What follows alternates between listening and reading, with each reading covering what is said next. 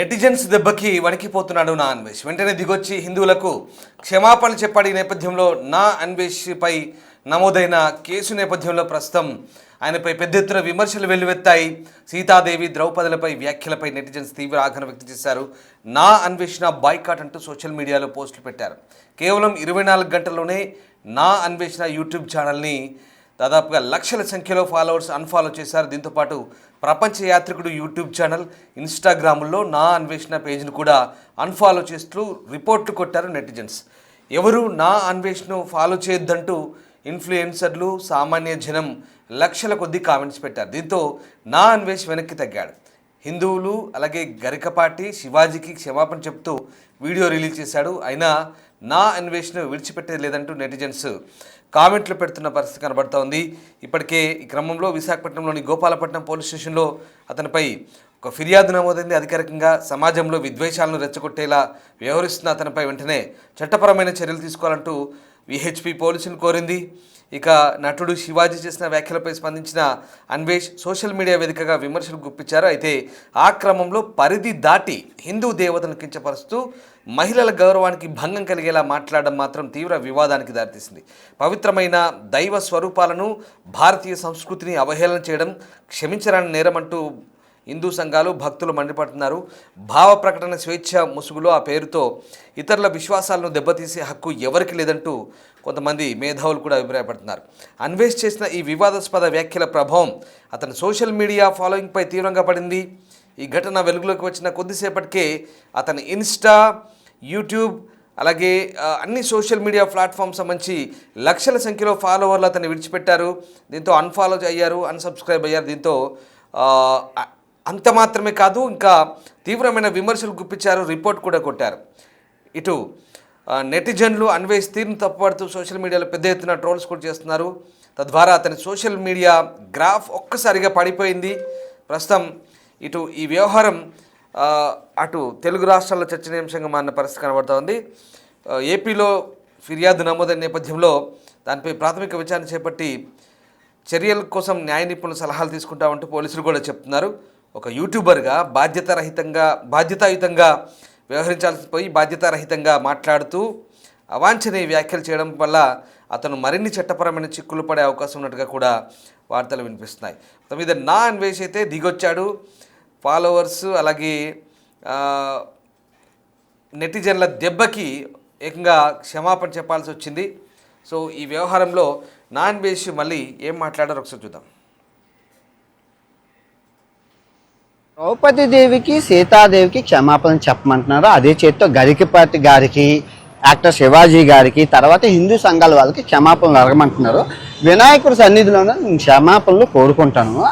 చెప్పే ముందు నేనేమన్నానండి, ద్రౌపది దేవిని సైంధవుడు, కీచకుడు బలాత్కారం చేయబోయి చచ్చిపోయారు అన్నాను. బలాత్కారం అంటే ఇంగ్లీష్లో ఏంటి? రేపు. తర్వాత సీతాదేవిని రావణాసురుడు ఎత్తుకెళ్ళిపోబోయి చచ్చిపోయారు అన్నాను. అంతే. ఇక్కడ చీరలు కట్టుకున్న వాళ్ళు, ఆ మగవాళ్ళు ఏది చేస్తే వాళ్ళు చచ్చిపోయారు. ఇక్కడ 60,000 రేపులు జరిగాయి. సో వీళ్ళు ఇంకా బతికి ఉండి బిర్యానీ తింటున్నారు, మీరేం చేస్తున్నారు అని అడిగి అక్కడ సందర్భం. కానీ అక్కడ అంత చెప్పే ఛాన్స్ లేదు. తప్పు జరుగుతుంది కాబట్టి క్షమాపణలు కోరుకుంటాను. అదే తప్పు నేను ఒప్పుకుంటున్నాను కదా. సో ఇప్పుడు నేను తప్పు చేస్తే రాత్రికి వినాయకుడి సన్నిధిలోనే రక్తం కక్కుకొని చచ్చిపోతాను. కనుక నా తప్పు మీరు స్వీకరించకపోతే ఈ సంవత్సరం నుంచి నెక్స్ట్ సంవత్సరం వరకు అష్ట దరిద్రాలు మీకు అంటుకుంటాయి. ఛాలెంజా వినాయకుడి మీద ప్రమాణకం చేసి చెప్తున్నాను. నేను తప్పు చేస్తే ఈ రోజు రాత్రికి రక్తం కొక్కుని చచ్చిపోతాను. కానీ మీకు ఈ సంవత్సరం 26 అంతా నాలుగు మీద మచ్చలోనే అష్ట దరిద్రాలు పట్టుకొని సర్వనాశనం అయిపోతారు. నేను చెప్తున్న తప్పుని స్వీకరించకపోతే. 2, గరికపాటి గారికి టీషర్టును జీన్ ప్యాంట్ ఆడవాళ్ళు వేసుకుంటే నచ్చదని అంటున్నారు. నేను అబ్బాయిలు వేసుకుంటున్నారు కదండి అంటే అవన్నీ నాకు తెలియదు. ఆడవాళ్ళు పద్ధతిగా ఉండాలి, చీరలు కట్టుకోవాలన్నారు. ఓకే, అది ఆయన పెద్ద ఆయన కాబట్టి నేను ఆయన్ని తిట్టలేదు. కాకపోతే కొన్ని పదాలు వారాను, దాన్ని వెనక్కి తీసుకుంటూ క్షమాపణలు కోరుకుంటున్నాను. ఇంకా శివాజీ గారిని ఆయన సామాన్లు అన్నందుకు నేను తిట్టాను, ఆయన వెనక్కి తీసుకున్నారు, నేను వెనక్కి తీసుకున్నాను. Problem solve. ఓకే, మీరు ఎక్కడితో వదిలేస్తే బాగుంటుంది, లేదు అంటే మీ ఇష్టం. నేను ఇప్పుడు మంచి శాండ్విచ్ మసాజ్ థాయిలాండ్లో చేసుకొని రాత్రికి మంచి సినిమాకి వెళ్ళి ఆ వీడియో రేపు పొద్దున్న పెడతాను. ఓకే, నేనైతే చిల్ అవుతాను, రిలాక్స్ అవుతాను. మీరు ఏం అవుతారు అనేది మీ మనసుకే ఆలోచించేస్తున్నాను.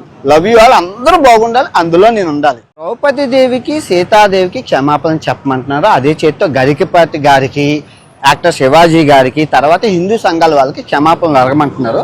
వినాయకుడి సన్నిధిలోనే నేను క్షమాపణలు కోరుకుంటాను. చెప్పే ముందు నేనేమన్నానండి, ద్రౌపది దేవుని సైంధవుడు కీచకుడు బలాత్కారం చేయబోయి చచ్చిపోయారు అన్నాను. బలాత్కారం అంటే ఇంగ్లీష్లో ఏంటి, రేపు. తర్వాత సీతాదేవిని రావణాసుడు ఎత్తుకెళ్ళిపోబోయి చచ్చిపోయారు అన్నాను. అంతే ఇక్కడ చీరలు కట్టుకున్న వాళ్ళు ఆ మగవాళ్ళు ఏది చేస్తే వాళ్ళు చచ్చిపోయారు. ఇక్కడ 60,000 రేపులు జరిగాయి.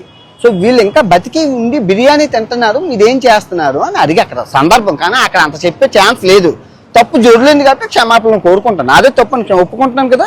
సో ఇప్పుడు నేను తప్పు చేస్తే రాత్రికి వినాయకుడి సన్నిధిలోనే రక్తం కక్కుకొని చచ్చిపోతాను. కనుక నా తప్పు మీరు స్వీకరించకపోతే ఈ సంవత్సరం నుంచి నెక్స్ట్ సంవత్సరం వరకు అష్ట దరిద్రాలు మీకు అంటుకుంటాయి. ఛాలెంజా వినాయకుడి మీద ప్రమాణకం చేసి చెప్తున్నాను. నేను తప్పు చేస్తే ఈ రాత్రికి రక్తం కక్కుకొని చచ్చిపోతాను. కానీ మీకు ఈ సంవత్సరం 26 అంతా నాలుగు మీద మచ్చలోనే అష్ట దరిద్రాలు పట్టుకొని సర్వనాశనం అయిపోతారు. నేను చెప్తున్న తప్పుని స్వీకరించకపోతే. 2, గరికపాటి గారికి టీషర్టును జీన్ ప్యాంట్ ఆడవాళ్ళు వేసుకుంటే నచ్చదని అంటున్నారు. నేను అబ్బాయిలు వేసుకుంటున్నారు కదండి అంటే అవన్నీ నాకు తెలియదు. ఆడవాళ్ళు పద్ధతిగా ఉండాలి, చీరలు కట్టుకోవాలన్నారు. ఓకే, అది ఆయన పెద్ద ఆయన కాబట్టి నేను ఆయన్ని తిట్టలేదు. కాకపోతే కొన్ని పదాలు వాడాను, దాన్ని వెనక్కి తీసుకుంటూ క్షమాపణలు కోరుకుంటున్నాను. ఇంకా శివాజీ గారిని ఆయన సామాన్లు అన్నందుకు నేను తిట్టాను, ఆయన వెనక్కి తీసుకున్నారు, నేను వెనక్కి తీసుకున్నాను. Problem solve. ఓకే, మీరు ఎక్కడితో వదిలేస్తే బాగుంటుంది, లేదు అంటే మీ ఇష్టం. నేను ఇప్పుడు మంచి శాండ్విచ్ మసాజ్ థాయిలాండ్లో చేసుకొని రాత్రికి మంచి సినిమాకి వెళ్ళి ఆ వీడియో రేపు పొద్దున్న పెడతాను. ఓకే, నేనైతే చిల్ అవుతాను, రిలాక్స్ అవుతాను. మీరు ఏం అవుతారు అనేది మీ మనసుకే ఆలోచించేస్తున్నాను. లవ్ యూ ఆల్, అందరూ బాగుంటారు. రైట్, వింటున్నారుగా అన్వేష్ మాటలు. క్షమాపణ చెప్తున్నా అంటున్నాడు. అందులో ఆయన మాట్లాడుతున్న తీరు కూడా మీరంతా వింటున్నారు. ఇప్పుడు మీరేమనుకుంటున్నారో ఒకసారి కామెంట్ చేయండి. అండ్ ఇదే అన్వేష్ ఒకప్పుడు కొన్ని సమస్యల పరంగా మాట్లాడాడు, చాలామంది ప్రశంసలు పొందాడు, కొంతమందికి ఇన్స్పైరింగ్గా కూడా ఉండే. కానీ తర్వాత అది అంటే ఆ ధోరణి మారుతూ వస్తుంది. బాధ్యతాయుతంగా మాట్లాడాల్సిన మాటలన్నీ కూడా బాధ్యతారహితంగా కొంత అడ్డగోలుగా మాట్లాడుతున్న వైనం. ఇదంతా కూడా నెటిజన్లు మండిపడుతున్నారు. అన్వేష్ తన అభిప్రాయాలు చెప్పే క్రమంలో పరిధులు దాటుతున్నాడు, హద్దులు దాటి మాట్లాడుతున్నాడు. కొంత వల్గారిటీ కూడా ఉంది ప్రతి వీడియోలో కూడా. చాలా వరకు అదంతా తగ్గించుకోవాలి, మనోభావాలు దెబ్బతీసే మాటలు మాట్లాడద్దు, ఓవర్ కాన్ఫిడెన్స్ అక్కర్లేదు, అతిగా వాగకూడదు, మంచిగా పద్ధతిగా అందరినీ దృష్టిలో పెట్టుకొని మాట్లాడాలి, పరిధులు దాటి మాట్లాడకూడదు అనేది నెటిజన్లు అభిప్రాయపడుతున్నారు. ఇప్పటికి కూడా నెటిజన్లు అదే అంశంపై స్పందిస్తున్న పరిస్థితి. వినర్గా నా అన్వేషణ ఇచ్చిన రియాక్షన్ అది. అందరికి క్షమాపణ చెప్తూనే మళ్ళీ కొన్ని ట్విస్టులు, ఆయన మాటలు అవన్నీ మీరే వింటున్నారు కదా.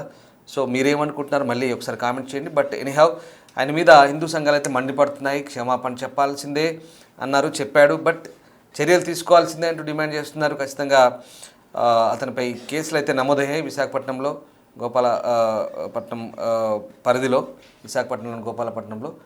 సో కొంత బాధ్యతాయుతంగా మాట్లాడాలి, ఎందుకంటే పబ్లిక్ డొమైన్లో ఉన్నాడు కాబట్టి. సోషల్ మీడియా ప్లాట్ఫామ్స్ ఇప్పటికైతే అన్వేష్ సోషల్ మీడియా ప్లాట్ఫామ్స్లో దాదాపుగా చాలా వరకు అన్ఫాలో అయ్యారు, లక్షల్లో అయ్యారు. ఒకటి కాదు, ఇదంతా ఆయన సోషల్ మీడియా గ్రాఫ్ పైన ఎఫెక్ట్ పడుతుంది. బట్ ఇదంతా ఏంటో అర్థం కాని పరిస్థితి. ఇది అన్వేష్ స్ట్రాటజీయా, ఎందుకు అటెన్షన్ గ్రాబ్ చేయడానికి ఇదంతా ఎందుకు ఇలా చేస్తున్నాడు? కొన్ని సందర్భాల్లో చాలామంది యూత్ని కూడా ఆయన ఇన్స్పైర్ చేశాడు. ఇప్పుడు మనము బెట్టింగ్ యాప్స్ గురించి మాట్లాడినప్పుడు ఓకే బాగా మాట్లాడుతున్నారు, కొన్ని అంశాల గురించి గట్టిగా మాట్లాడతాడు, కడిగి పారేస్తాడు అంటూ చాలామంది మెచ్చుకున్నారు. కానీ అంతవరకు బాగానే ఉంది. కానీ అడ్డగోలుతనం ఇక్కడే. ఈ అతి అనొచ్చా, దాన్ని ఏమనొచ్చో తెలియదు. కానీ కొన్ని సందర్భాల్లో ఓవర్ కాన్ఫిడెన్సా, లేదా మిడిమిడి జ్ఞానమా, తెలిసి తెలియక, లేదా ఉద్దేశపూర్వకంగానా ఏంటనేది భిన్న వాదనలు అయితే వస్తున్నాయి. కానీ అది మంచిది కాదు. పరిధులు దాటొద్దు, అడ్డగోలుగా మాట్లాడొద్దు, జాగ్రత్తగా వ్యవహరించాలి ఇంకోసారి అన్నట్టుగా నెటిజన్లు అయితే మళ్ళీ కామెంట్ చేస్తున్నారు. మీరేమనుకుంటున్నారు ఒకసారి నా అన్వేష్ ఎక్స్ప్లెనేషన్ విన్న తర్వాత మీరేమనుకుంటున్నారు ఒకసారి కామెంట్ చేయండి. Thank you.